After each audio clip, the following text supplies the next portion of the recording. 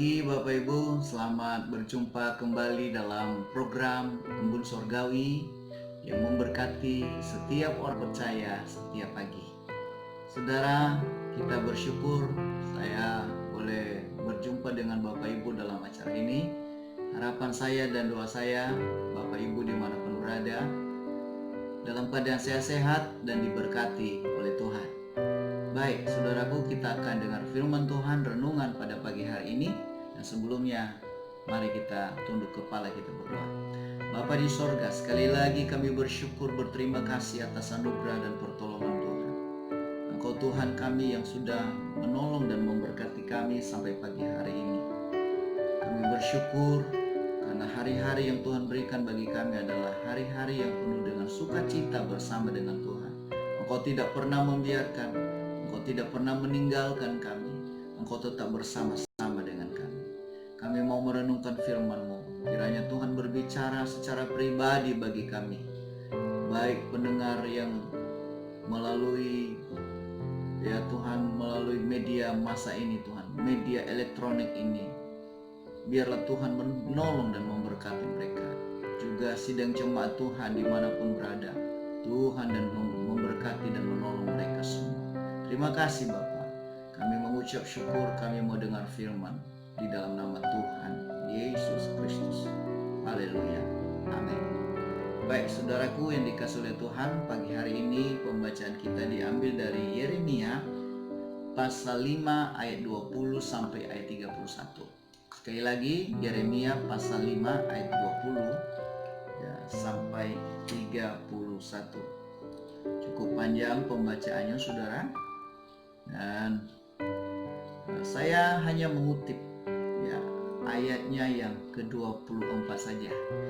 Demikian firman Tuhan.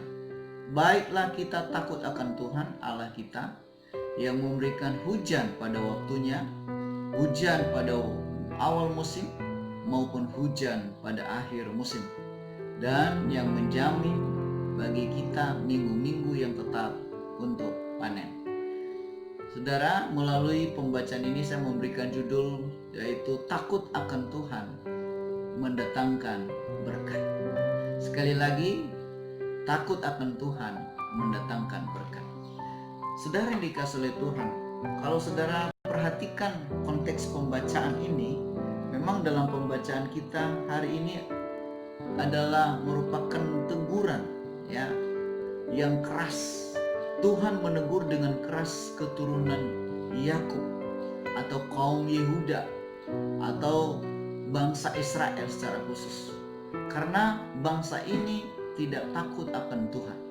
Sehingga saudaraku, Tuhan mengecam bangsa ini dengan mengatakan bangsa ini bangsa yang tolol, sangat keras, dan bangsa ini tidak mempunyai pikiran. Bayangkan saudara, ini sangat keras. Tidak mempunyai pikiran, yang mempunyai mata tetapi tidak dapat melihat. Ini artinya buta. Yang mempunyai telinga tetapi tidak dapat mendengar. Itu artinya tuli. Ini ditulis dalam ayat 21. Bangsa yang hatinya melawan, memberontak. Bangsa yang menyimpang dan menghilang. Saudara yang dikasihi oleh Tuhan, Tuhan begitu mengecam, bahkan menegur dengan keras bangsa ini. Karena bangsa ini adalah bangsa yang memberontak. Ini akibat tidak takut akan Tuhan. Akibat mereka tidak melakukan firman Tuhan. Sehingga Tuhan marah dan Tuhan berkata kepada mereka, bangsa ini adalah bangsa yang buta, bangsa yang tuli, yang tidak mempunyai pikiran. Dikatakan lagi bahwa bangsa yang hatinya melawan dan memberontak. Bahkan dikatakan orang-orang ini seperti orang-orang fasik yang memasang jaringnya. Mereka memang saudaraku dikatakan dalam ayatnya yang ke-26, 27, 28. Orang-orang ini menjadi besar. Orang-orang ini menjadi kaya. Tetapi saudaraku dikatakan bahwa mereka kaya, menjadi besar, mereka menjadi gemuk dan gendut karena hasil yang tidak baik, karena hasil penipuan. Mereka jahat, tidak mengindahkan hukum. Mereka membiarkan berlalu kejahatan-kejahatan mereka dan tidak memenangkan perkara anak yatim, bahkan tidak membela hak-hak orang miskin. Saudara, bangsa ini sangat jahat di mata Tuhan. Mereka tidak takut akan Tuhan. Lalu apa reaksi Tuhan? Dikatakan di dalam ayatnya yang ke-29 sampai ayat 30 bahwa masakan aku tidak menghukum bangsa ini karena semuanya ini, ya. Dikatakan, masakan aku tidak membalas dendamku kepada bangsa seperti ini? Tuhan marah. Kedahsyatan dan kengerian terjadi di negeri ini. Artinya saudaraku, Tuhan menghukum bangsa ini akibat mereka tidak takut akan Tuhan. Ketika orang tidak takut akan Tuhan, bukan berkat yang datang, tetapi malah hukuman. Ya, lebih parah lagi saudaraku, kalau saudara baca ayat yang ke-31, dikatakan di situ bahwa para nabi juga bernubuat palsu, dan para imam mengajar dengan sewenang-wenang. Ini artinya saudaraku bahwa tidak ada pemimpin di negeri ini.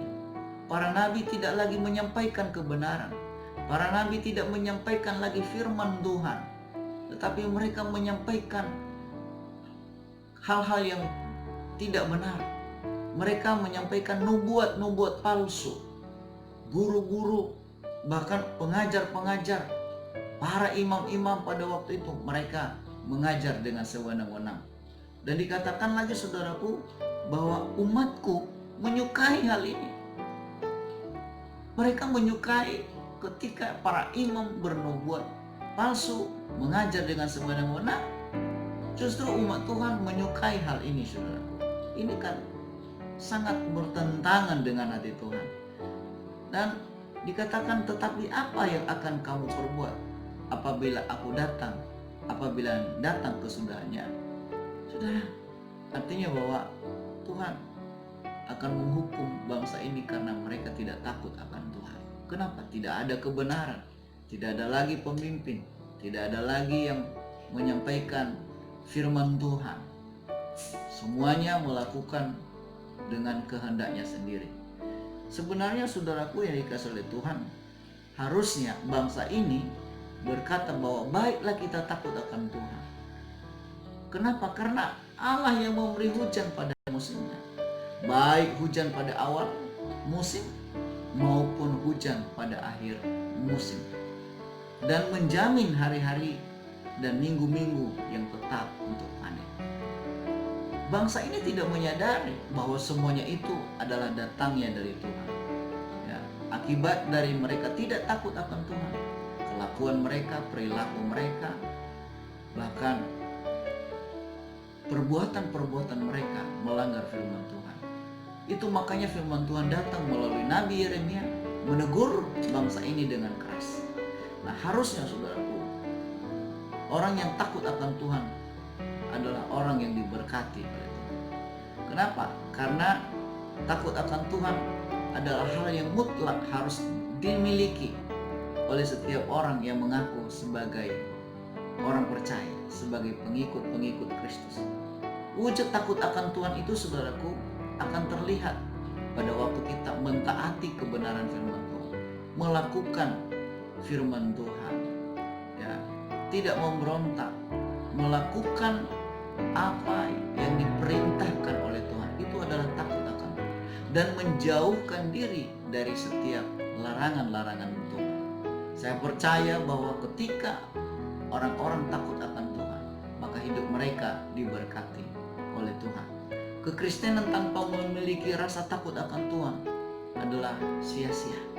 Hidup takut akan Tuhan adalah hidup penuh hormat kepada Tuhan, yang ditandai dengan rasa takut, tunduk, taat kepada setiap firman Tuhan, komitmen untuk mengikut Tuhan dengan sungguh-sungguh. Itu adalah takut akan Tuhan. Bagian kita adalah takut akan Tuhan, dan bagian Tuhan untuk memberkati kita. Orang-orang yang takut akan Tuhan selalu diberkati oleh Tuhan. Kenapa dikatakan di sini dalam Mazmur, ya, dalam Mazmur 112 12 dikatakan, berbahagialah orang yang takut akan Tuhan, yang sangat suka kepada segala perintahnya. Anak cucunya akan perkasa di bumi. Orang yang takut akan Tuhan, saudaraku, dikatakan berbahagia.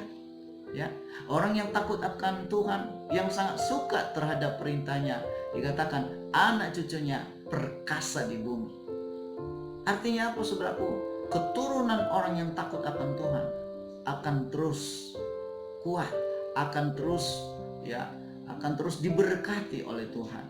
Angkatan orang benar diberkati, kata firman Tuhan. Lalu disambung lagi, harta dan kekayaan ada di dalam rumahnya. Orang-orang yang takut akan Tuhan, harta dan kekayaan ada di dalam rumahnya. Tidak menjadi peminta-minta, tidak menjadi pengemis, tetapi ada berkat Tuhan, ya, menjadikan mereka menjadi kaya. Berkat Tuhan yang membuat mereka, ya, diberkati oleh Tuhan. Dan dikatakan bahwa kebajikannya tetap untuk selama-lamanya. Saudara dikasih oleh Tuhan, hanya orang-orang yang takut akan Tuhan yang akan diberkati oleh Tuhan. Lagi dikatakan dalam Mazmur 33 ayat 18 dikatakan, sesungguhnya mata Tuhan tertuju kepada mereka yang takut akan Tuhan.